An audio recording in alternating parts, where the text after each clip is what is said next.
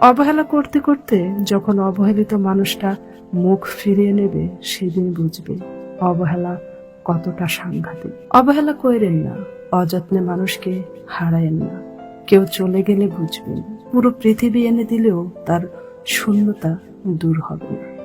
মানুষের অভাবে মানুষ নিঃসঙ্গ হয় না, মানুষ নিঃসঙ্গ হয় ভালো বন্ধুর অভাবে, কাছের মানুষের অভাবে। দুই ধরনের ব্যক্তিকে মনে রাখতে হয়, যিনি বিপদে ফেলেছিলেন এবং যিনি বিপদে পাশে দাঁড়িয়েছিলেন। ধাক্কা খেলে একটা জিনিস ভালোভাবে শেখা যায়, কার সাথে জুড়ে থাকতে হয় আর কার থেকে দূরে থাকতে হয়। সুবিধা দিলে আপনার মতো মানুষই হয় না, আর যেদিন থেকে সুবিধা দেওয়া বন্ধ, সেদিন থেকে সমালোচনা শুরু।